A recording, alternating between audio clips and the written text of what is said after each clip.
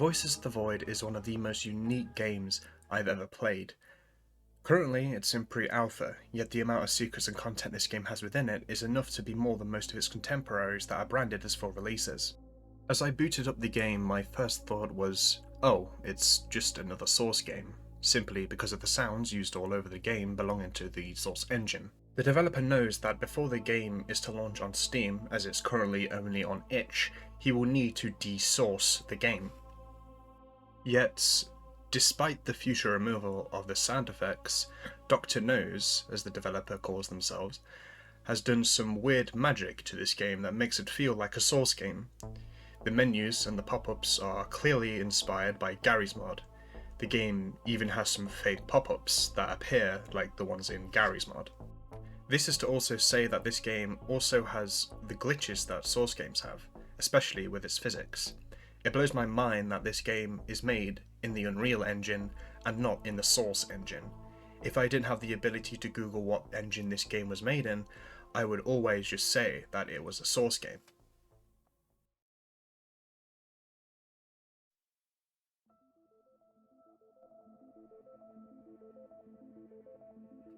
The gameplay loop is quite simple. Collect and refine signals from space using the satellites dotted around the map. Take care of said satellites and the other components of your base, and also optionally do the daily tasks if you want to earn some extra funds. With these funds you can buy upgrades for your base and tools as well as items and food, which you need to survive. Yet, of course, that isn't all there is to this game, is there? Despite all this beautiful greenery and ambience that draws you into the valley you play in, there is something watching. Something is always off, whether you know it or not. As the game goes on, more things seem out of place. Things within your base move on their own, you hear sounds, and your character wakes up to nightmares or outright refuses to sleep at all. And soon enough, you realise this valley is your prison. When you arrive at your base, you may question why it's been left in such a state. It is absolutely filthy, and it's almost humorous how it was left by the previous person. Cleaning up is definitely worth it, however, as you get rewarded for selling the trash you collect. Doing this gives you a good chance to explore every nook and cranny of the base, which you will spend most of the game in. As you do this, though, you will come across blood. Okay, there we go. We have slept. What is that meant to be? Why is there blood on the kitchen wall? Excuse me? Where? Oh my fucking god, you're right.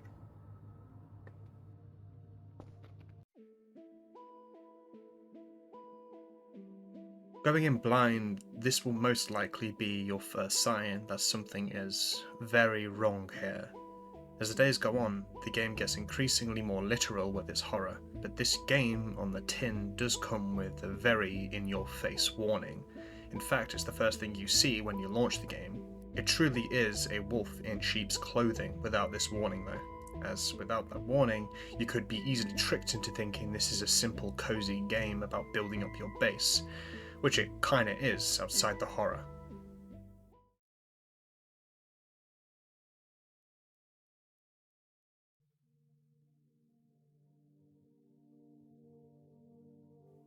This game's soundtrack is mostly made up of ambience, and nothing is out of place because of that. During the day it's filled with serenity, and at night it is filled with a low-key dread.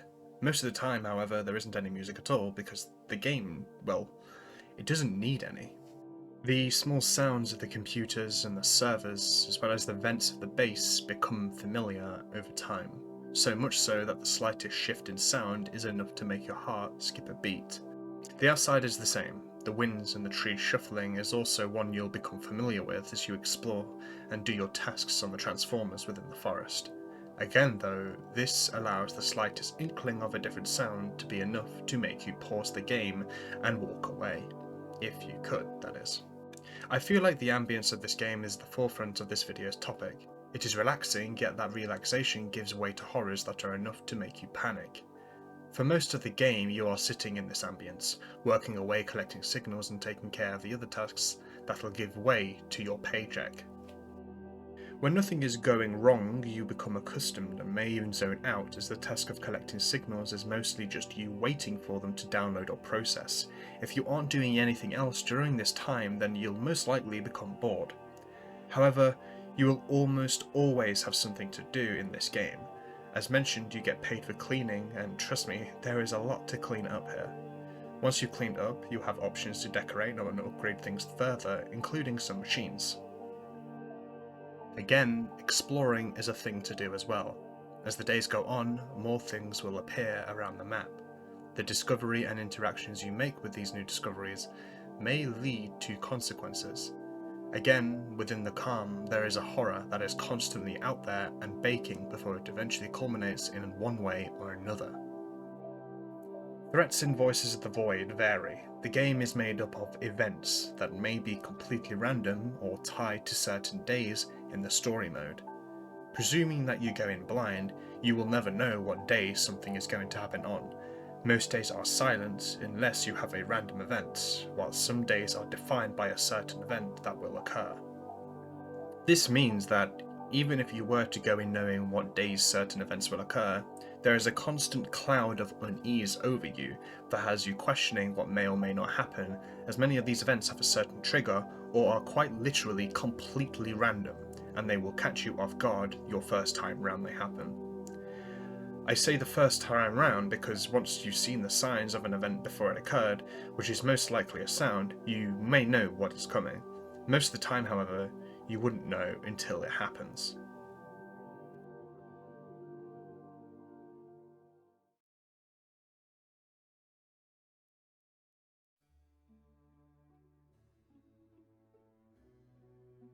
During my first playthrough, I actually thought to myself that I may be getting bored. This was, however, a literal in-game day before something happened that changed the entire gameplay loop for the next 15 days until the story of that patch would conclude. What the fuck? What the fuck? What the fuck? What the fuck? What is going on? What is going on? What is going on? What was that? What was that? Alarm, alarm, alarm, alarm. What is going on? What is going on? What is going on? This was an insanely well-timed event, and the said shift that comes after really does switch things up. You know what to do and what not to do in this extra layer on the gameplay loop, and it also makes the game much more terrifying. One gripe that was relevant through the whole game, however, is the fact you cannot pause during some events. I understand the philosophy behind not being able to pause during these events, as it makes escaping events quite literally impossible unless it, being the event, cannot physically interact with you, or you just, well, F4 the game. This, however, provides the complete opposite of what it intends to do. If you want to know if you are in any immediate danger, press escape. If you can pause, you're fine. If you can't, then something is going on. There are other ways of checking if there is an event, and if that is if your character refuses to sleep or if you can't quick save. These two provide their own issues. The fact you cannot quick save during events has the same issue attached to the fact you can't pause. You will know instantly if something is wrong if you can't save. I understand that this is to prevent you from potentially saving yourself into death and messing up your save, but my alternative is this. Multiple save slots. At the moment it isn't a thing, but I feel like having this option will pin only the player's fault for saving in a way that is neglectful of their own save. Games have multiple saves for reasons, and this is one of them. By only having one save available, it is unironically restricting real horror from coming through, as it is restricting the event mechanic completely, as it is forcing the developer to somewhat handhold your save. As for sleeping, well, before the player sleeps, it might be a good idea to check around their base and lock any doors. If it is a physical entity that wishes to kill them if it sees them, then it attacks them in their sleep. If it isn't, let the player sleep and let them encounter it anyway. Or if it's static and vanishes over time, let it do so anyways. Punish the player for not being careful enough. My alternative to this is an increased encouragement to set up cameras around the base. There are free cameras that the player gets, but within the email you get at the beginning, it may be good recommendation for you to set up cameras by either buying them or finding the ones around the base that are in specific, spread out places that will encourage the player to explore and become familiarized with the base, maybe in places they were previously installed but now have fallen or lay dormant. Again, my prior point of having this constant cloud over your head that something could go wrong at any moment still applies, because the restriction of pausing doesn't apply to all events, yet the ones it does apply to will really benefit not having this. I will, however, capitulate to the option of not pausing during events on lower or maybe even the lowest difficulty.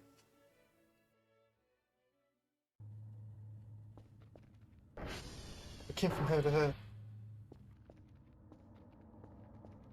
What do you think I'll do?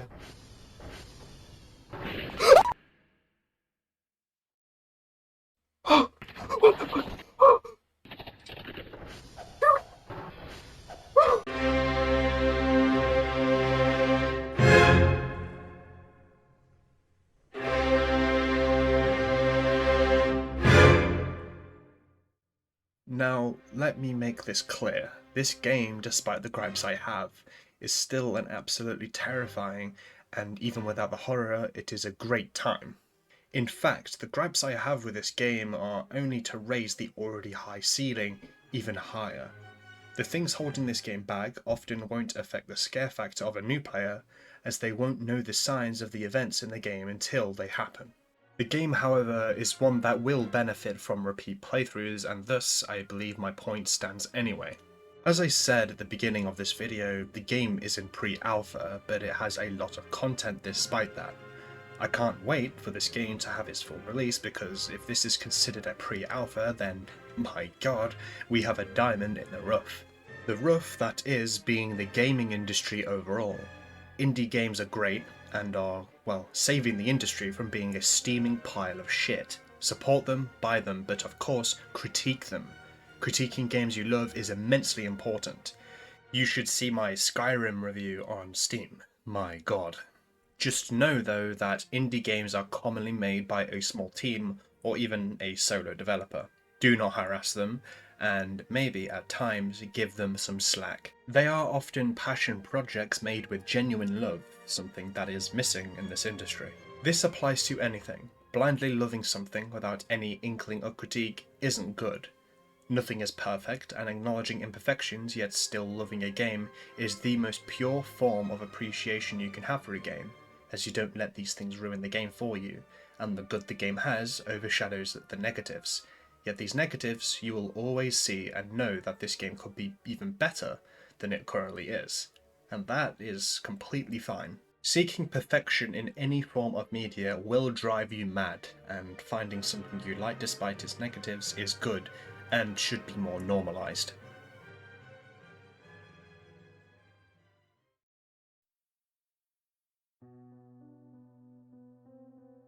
I had a good childhood, very good in fact. Like many, I was raised on video games and fantasy media, the latter of which was shared down to me from my family via a VHS collection.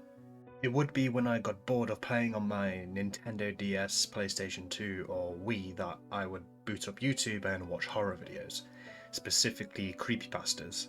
Later in life I would, well, upgrade to SCP and become embedded in that community for some time, but creepypastas are what truly embedded my taste in horror.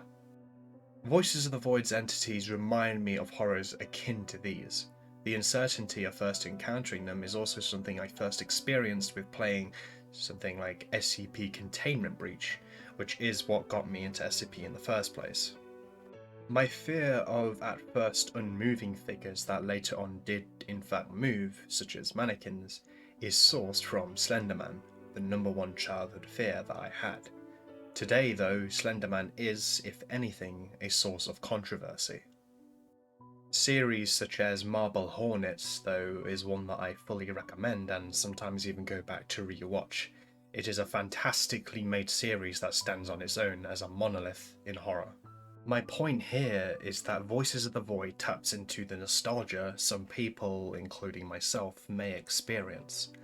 The game is also inspired by Signal Simulator, and fans of that game may be attracted to this game because they too feel nostalgia for that game. This game also has mannequins, and well, I hate mannequins. Horror is the one genre that can get such a defined and quick reaction out of you. Jump scares are cheap, this we know, but when horror is handled well and with build-up from a prior stimulus to culminate from, it sticks with you. You know your weaknesses, and when confronted with that weakness, you must run from it or push by it. Horror can be a lesson of determination and overcoming, and that is one of the reasons why I love it so much.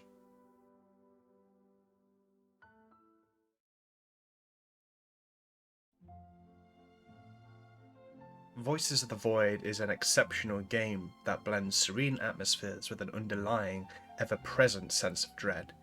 Even in its pre-alpha stage, it presents a compelling mix of gameplay, exploration, and psychological tension, which draw players into a world where the calm is only a prelude to the baking horrors that await.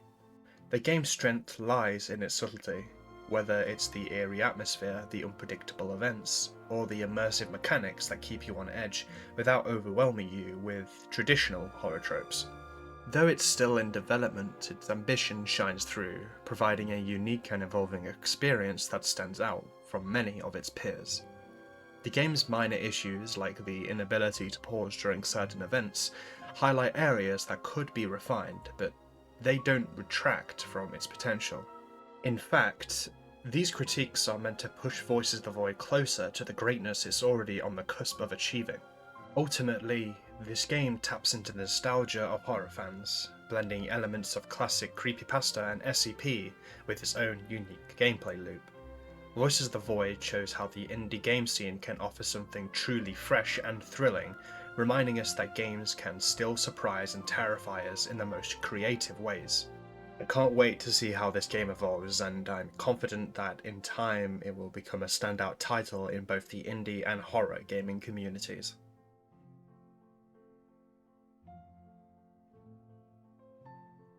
So this is the first video essay I've ever made, and I'm thankful for anyone who stayed until the end. This video is on the shorter side of my future projects, of which I will keep to myself for now. I will be focusing on all sorts of things on this channel, including movies and other pieces of media. In the description is a link to my Twitch as well as my Twitter. Be sure to like and subscribe, and again, thank you for watching, and please stay safe.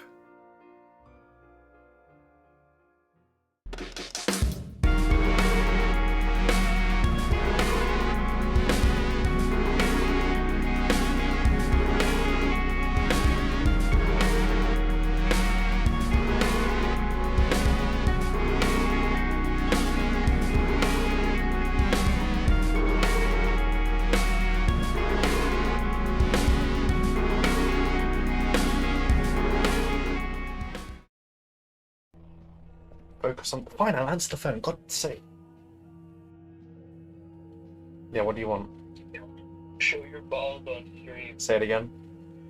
Show your nuts on stream. I'm banning you. Goodbye.